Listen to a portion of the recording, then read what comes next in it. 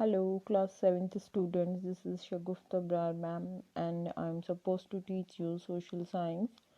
So, we start here with the chapter number 3, that is the Delhi Sultanate from the history side.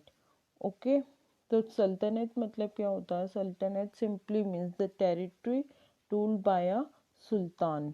यहाँ पे ये बताया गया है दिल्ली के अंदर कौन कौन रूलर्स थे और किंग्स थे जिसने यहाँ पे अथॉरिटी अपनी शो करी थी। तो इस चैप्टर में we will be discussing about it. Okay, so we begin the Turkish rule in India. The beginning of the Turkish rule was an extremely significant event. ये कहते हैं कि जो टर्किश रूल की जो बिगनिंग थी वो काफ़ी सिग्निफिकेंट इवेंट प्रूव हुआ, as we have read in the previous chapter. कैसे?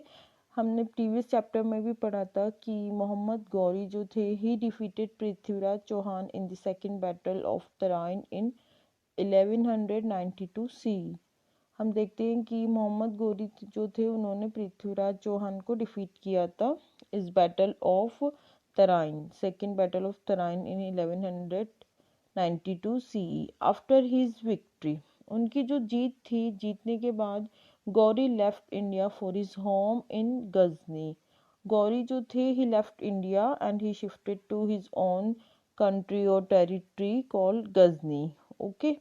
So, however, he was soon killed by a band of Khokhar rebels. हम क्या देखते हैं कि जो मोहम्मद गौरी थे वो अपने घर के लिए चले गए थे, but he was soon killed by a band of Khokhar rebels. But उनको आफ्टरवर्ड्स उनको he was shot by a band of Khokhar rebels. Okay, but he trusted slave, होता क्या है, उनके एक स्लेव थे। किसके? यहाँ पे मोहम्मद गौरी की बात हो रही है। उनके एक स्लेव थे जिसका नाम था Qutbuddin Aibak. Laid the foundation of slave dynasty, उनके जो एक स्लेव थे, उनके एक सर्वेंट थे, यू कैन से एडमिनिस्ट्रेटर थे, वो यहाँ रुक गए थे इंडिया में। And finally he became the first sultan of Delhi. Okay, उनका क्या नाम था? His trusted slave Qutbuddin Aibak led the foundation of this slave dynasty. उनका नाम था कुतुबुद्दीन ऐबक और उनके foundation, he led the foundation, he was the pioneer of the slave dynasty, उन्होंने फॉर्म करी थी। और he became the first sultan of Delhi in 1206 CE. Okay, so this dynasty is also referred to as the Mamluk dynasty. इनकी dynasty को Mamluk dynasty भी कहते हैं। Mamluk is an Arabic word for slave. जो ये मैमलुक है ये एक अरेबिक वर्ड होता है स्लेव। स्लेव आप लोग समझते होंगे, स्लेव सिंपली मीन्स गुलाम, योर सर्वेंट। ओके, तो इसका अरेबिक मीनिंग है slave. So let's see who is Qutbuddin Aibak here, the founder of slave dynasty. The Mamluk dynasty, इसका टाइम पीरियड है 1206 to 1290 CE। Qutbuddin Aibak, Qutbuddin Aibak was the founder and first ruler of what came to be known as the Delhi Sultanate. Qutbuddin Aibak जो एक founder भी थे इस slave dynasty के और first ruler बने थे दिल्ली सल्तनत के। अंडर हिम, उनके उनकी हैंड्स के अंदर the modern day Afghanistan and a large part of the northern India सब कॉन्टिनेंट फॉर्म्ड द दिल्ली सल्तनत। उनके रूल के अंदर हम देखते हैं द मॉडर्न डे अफगानिस्तान जो था और जो large part of the northern Indian का जो सब कॉन्टिनेंट था वो क्या बन गया? दिल्ली सल्तनत। ही इनिशियली रूल फ्रॉम लाहौर, इन्होंने पहले कहाँ से रूल करना शुरू करा? लाहौर, जो कि पाकिस्तान में है, but he shifted his capital to Delhi. Okay, but ये कहाँ कैपिटल शिफ्ट कर ली इन्होंने? दिल्ली में शिफ्ट कर ली later. Aibak was nickname, he was also awarded with a nickname, उनका एक निक नेम था जो कि क्या था? लाख बख्श, और the giver of lakhs due to his generosity. He was quite humble man, he used to give a lot of charity. तो उनको ये टाइटल हो सकता है दे दिया गया हो लाख बख्श, जो कि लैक्स ऑफ मनी देने वाला हो। The Quwwatul Islam mosque in Delhi and 2.5 Din ka Jhonpra in Ajmer were build during his reign. हम देखते हैं कुवैतुल इस्लाम मॉस्क इन दिल्ली के अंदर एक मॉस्क का नाम है और 2.5 दिन का झोपड़ा इन अजमेर उनके ही एडमिनिस्ट्रेशन में, उनके ही टाइम पीरियड में कंस्ट्रक्ट किए गए थे। He also initiated the construction of the Qutub Minar but was unable to complete it. उन्होंने जो कुतुब मीनार जो है दिल्ली के अंदर ही, उसका भी कंस्ट्रक्शन बिगिन किया था but he couldn't complete it, वो कंप्लीट नहीं कर पाए। And he died in an accident in 1210 CE while playing chogan, a kind of polo, on horseback, because he was met with an accident while playing chogan। वो गुजर गए थे, उनकी death हो गई थी इस चीज़ के अंदर। चोगान एक टाइप ऑफ पोलो, एक गेम होता है, स्पोर्ट होता है, हॉर्सबैक के ऊपर जो बैठ के खेला जाता है, उसकी खेलते हुए। So this was our brief introduction of Qutbuddin Aibak. इनके बाद नेक्स्ट जो रूलर थे वो थे अल्तमश। उनका क्या टाइम पीरियड था, 1210 to 36 CE। Who was Iltutmish? Iltutmish a trusted slave and son in law of Qutbuddin Aibak. ये भी क्या थे, एक ट्रस्टेड स्लेव थे और सन इन लॉ भी थे उनके, हो सकता है son in law of the Qutbuddin Aibak. Son in law क्या है यहाँ पे, उनकी जो डॉटर के हस्बैंड थे।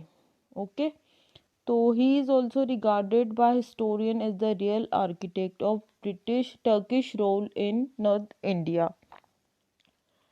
अल्तमश को भी यही कहा जाता है, हिस्टोरियंस का एक रिकॉर्ड है, वो यही कहते हैं कि वो रियल आर्किटेक्ट थे of Turkish rule in North India. उन्होंने भी बहुत काम किया था, मेजर डेवलपमेंट थे उनके टाइम पीरियड के अंदर। He ascend the throne in 1210 CE despite great opposition from the Turkish nobility and external revolt.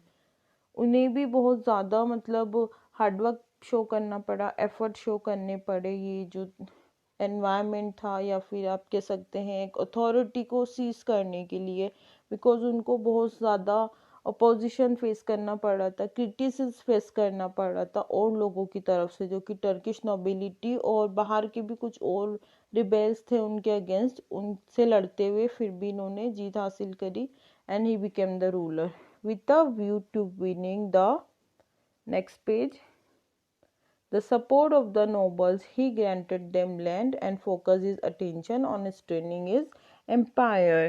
उन्होंने भी क्या करा, उन लोगों को जो उनके अगेंस्ट बोल रहे थे उनको लैंड दे दी, थोड़ा बहुत प्रॉपर्टी का शेयर दे दिया, और उनका जो मेन टारगेट था, his main priority was to strengthen his empire. वो सिर्फ अपना एम्पायर को what you can say strong करना चाहते थे, अपवर्ड करना चाहते थे। He conquered Ranthambore, Bayana, Mandore and Jalore while crushing the revolts in Bengal and Bihar and annexing them in his empire। उन्होंने क्या क्या जीता था, Ranthambore, Bayana, Mandore, Jalore while crushing the revolt in Bengal, Bihar, उन सबको भी उन्होंने डिफीट किया था और जीत लिया था। एंड में he capture those also in his empire.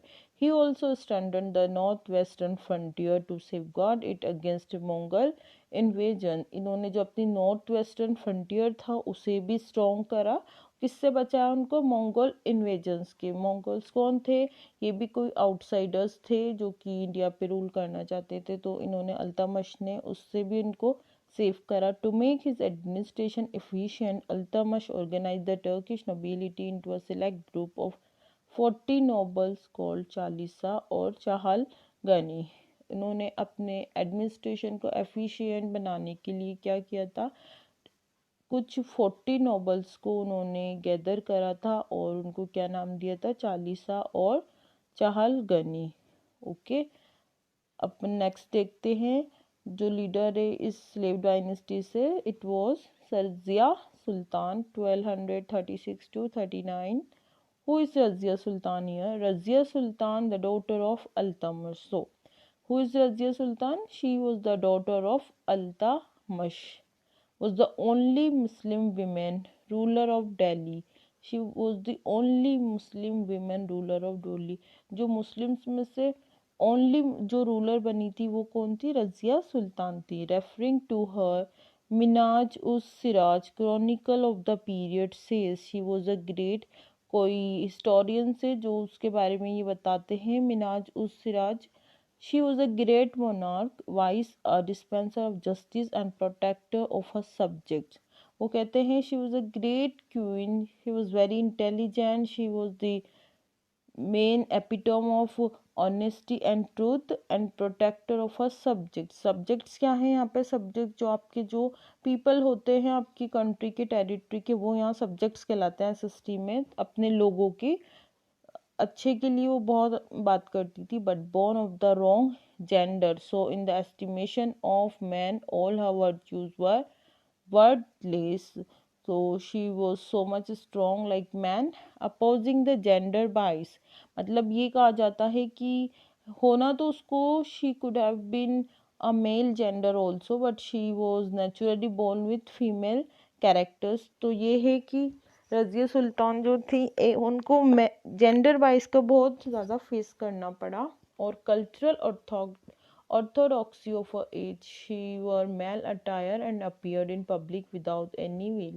तो बट उनको बहुत वो बोल्ड थी, स्ट्रॉन्ग थी, तो उनका क्या था, वो उन्होंने जो मेल अपीयरेंस होता है वो भी उन्होंने कैरी करा and appeared in public without any veil. वो पर्दा सिस्टम फॉलो नहीं करती थी। She was very confidently face the public.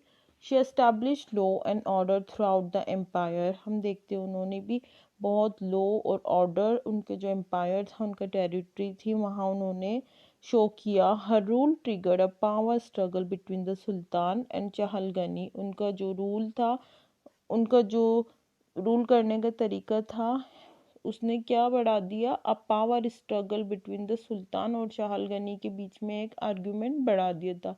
The nobility opposed her rule and also disapproved of the high position she granted to her Ethiopian slave Yaqut. इन्होंने क्या करा था, जो वो 40 ग्रुप्स का जो था, ये जो चहलगनी जो चालीसा जो मैंने नाम आपको बताया है, उन लोगों ने they also criticised this Razia Sultan, they got against her. वो सब इसके अगेंस्ट हो गए और इन्हों को थोड़ा बहुत डिसलाइक करने लग गए थे उनकी पॉलिसीज़ को, उनको एडमिनिस्ट्रेशन को लेके वो लोग बहुत माइनस पॉइंट शो करने लगे थे। And also disapproved of the high position. इन्होंने क्या करा था रजिया सुल्तान ने, she granted to her Ethiopian slave, Yaqut नाम का कोई इनका स्लेव था, उसको एक अच्छी पोजीशन दे दी थी।